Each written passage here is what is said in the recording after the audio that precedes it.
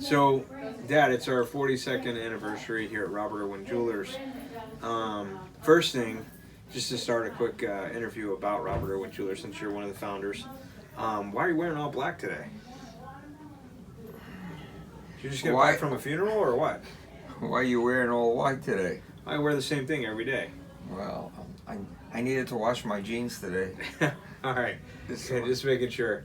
Anyways, let's get down to business. So you guys started, you and Uncle Robert or Uncle Bob started in 1977 on 7 West 45th Street. Is that correct? Yes. Okay, so what is the most, we'll keep this interview completely short because we did one last year and it was real long, and you can look at it on YouTube if Jeremy wants to post it also. But anyways, what would you say is the defining moment in your business career at Robert Irwin Jewelers? What is a memory that you've had that, or the best event that you were at, or a pivotal moment in the business's history that you feel like really made or changed you, or made or changed the company? Just being aggressive in marketing campaigns. Yeah.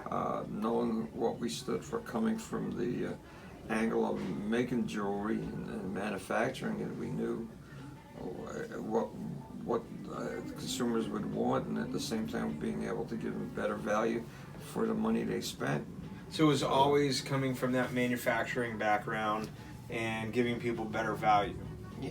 That you think is the pivotal Yeah. moment of when everything really culminated and happened, Sure. and when you and Uncle Bob were able to carve out a niche inside the jewelry industry. Absolutely, and where we were located, certainly word of mouth spread, and of course the business really picked up.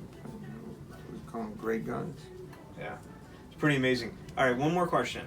Is it true, somebody said there's a rumor out there, you're a huge Giants fan, I'm a huge Giants fan, grew up as a New York Giants fan, which is pretty tough right now. But anyway, that's a whole nother story.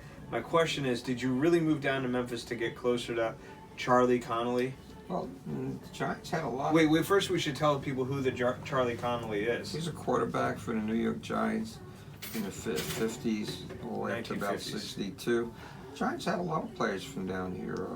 Another one that comes to mind Where was Charlie Connolly from? Mississippi. I don't recall what town, but you could certainly look it up. Yeah. And they had another good defensive back from Mississippi named Jimmy Patton. It was a defensive back for the Giants. Played in the late 50s up to the early 60s. They were good ball players and kept the Giants winning. So that's why you decided to become a Southerner, moved down here because most of the Giants players were coming from down south. Absolutely. It's a good reason. Definitely a good reason. That's where all the good players are. They got a history of grooming major league football players. Yeah.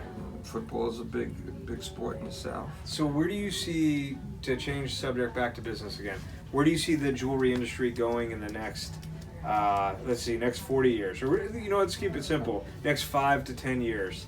In the next 5 to 10 year, where do you see jewelry industry going, or our jewelry business, or any, just retail in general, Well, if you had to predict it? I think it's a combination. It's a combination of people doing, or consumers doing their homework on the website, getting an idea what's available, and then they make their minds up where they want to shop, and then it's all about your associates that actually intertwine or interconnect with the customers or the clients that come through the stores. The ability to go ahead and communicate well, and the trust factor becomes important.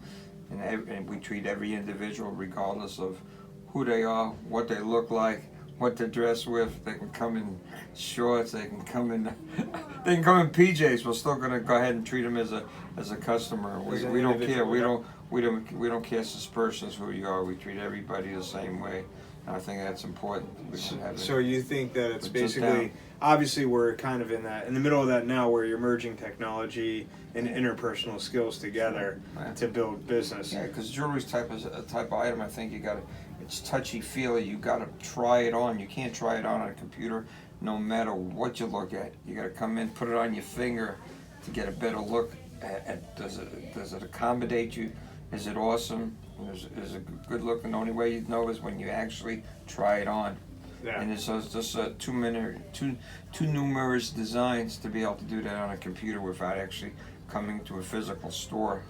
Right. And that's where we do our job, which is to make them feel comfortable, and certainly have great associates that make everybody feel warm, and integrity is very important. Since we've been here for 42 years, I imagine we have some good integrity, and we've serviced thousands of clients. I can't enumerate or count how many, Yeah. but it's been thousands over 40 years. So Absolutely. I mean, so you can't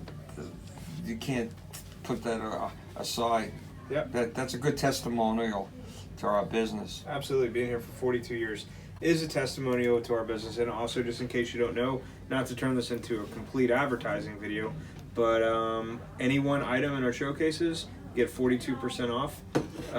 You got to get here before October 31st, though. The only thing that excludes is loose diamonds and watches. But everything else that's in our showcase that does not need to be special ordered, you can pick one piece and it will be 42% off at the register for you. One more thing, just to pivot one more time. What any young entrepreneur, because they say that millennials and the generation below them, they want to become entrepreneurs, they want to work for themselves, they want to invent things, which I'm in full support of. I think it's great. It's great to have a whole, generation of entrepreneurs, of business owners. What advice would you give them, being that you started this 42 years ago and you're still around? Like, what piece of advice would you give them? Well, there's no substitute for a hard work, education, intellect, drive, and ambition. It's a lot. Well, it's a whole lot. It takes three things. And a little bit of luck. A little bit of luck, hard work, and ambition. Yeah. All right. What's your favorite thing about living in Memphis for the past 4 years?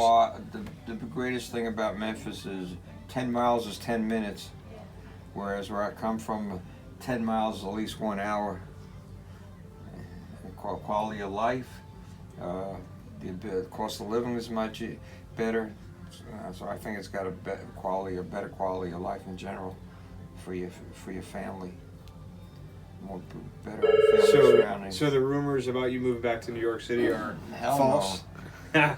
We got a hell no. Are you allowed to say hell on video, Jeremy? Yeah. Oh, yeah. Okay, cool. Just making sure. It wouldn't be the first time. Just give us your best Southern accent before we. My best Southern accent? Yeah, before we close this. It's like I've lived here for around 40 years, and everybody keeps asking me, "You're not from the South?" I say, "Yes, I am. I'm from South Brooklyn."